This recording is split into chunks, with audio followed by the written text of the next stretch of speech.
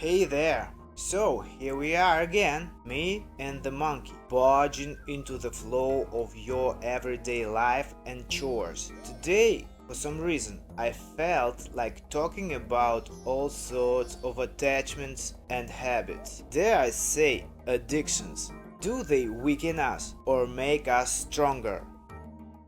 For some, the main drug is drugs, for others, it's booze, and for some, it's sex. Personally, I love sweets, and well, who doesn't love to f? But that's a topic for another episode. When I was just a kid, I had an allergy to sweets. The medical word is diathesis. So, my family tried their best to keep me away from anything sugary, which of course made sweets even more desirable.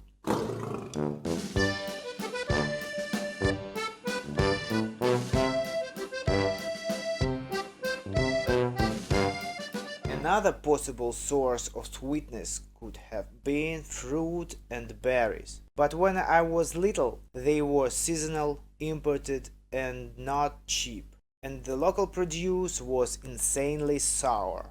Maybe my grandma just had wrong varieties of apple, cherries, and plums in her garden. I don't know.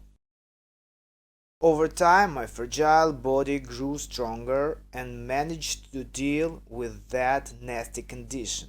But even when I went to school, the family tradition of saving me from the harmful influence of this low molecular carbon continued. Sweets only on holidays. One candy a day. No soda, only compotes. Oh man, those compotes were sour as hell, especially the one with currants. My quests to find and beg for sweets turned into elaborate strategic campaigns, dramatic enough to compete with the best Dungeons and Dragons adventures. A raid in search of sugar cubes hidden in the farthest corners of the kitchen cabinet. A desperate raid in my parents' room, hunting down stashes of candies, packets, and boxes my mom had stockpiled for guests. The conspiracy of helping out with the baking cakes. Ambushes by the oven waiting for a chance. And let's not forget the covert surveillance to locate the secret caches of New Year's presents from my parents' workplaces.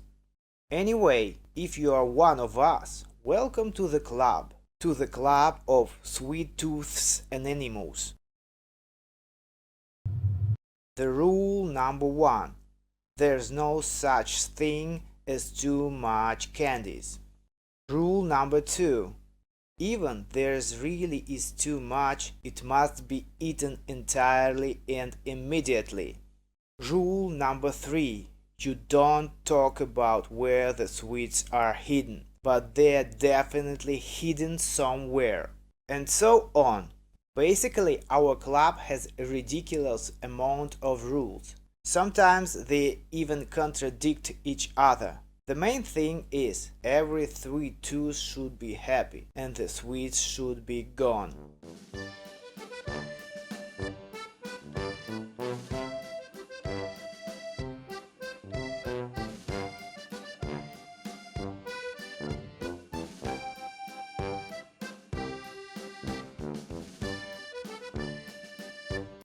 But let's get back to my favorite subject, me. Over the years, it turned out this obsession wasn't really about the endless chase of pleasure. Sweets were a way to patch up, even just a little, the damage dealt by the prickly world. Appeal against the bitterness of reality, always eager to heart. A sugar dust trail making the path to escape from the suffocating, exhausting depression. Yep, here she is. Allow me to introduce another one of my constant companions, Mrs. D.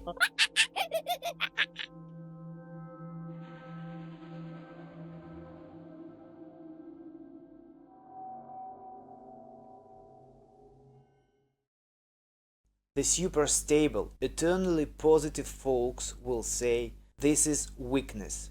Well, let them sip from their half-full glass. Though, who knows, maybe someone already drank from it. Or worse. Anyway, what's the point of arguing with them? We've already got too much worries to waste on such characters, who, if you look closer, surely have a couple of addictions hiding in their own closets. Better, let's focus our efforts on finding sweets.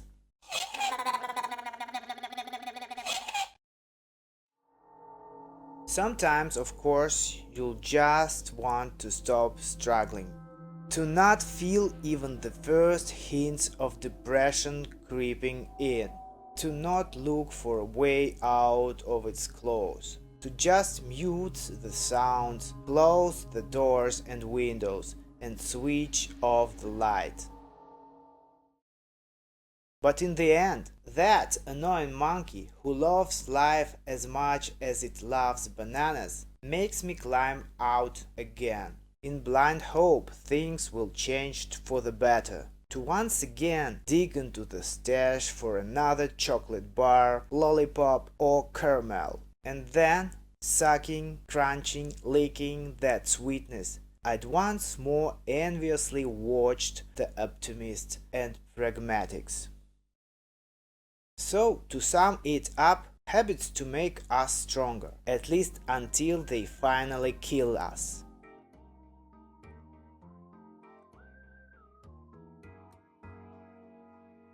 And one more piece of advice. Before I go, always wash sweets down with water, even soda.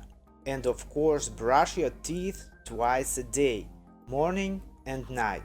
That will definitely save your teeth.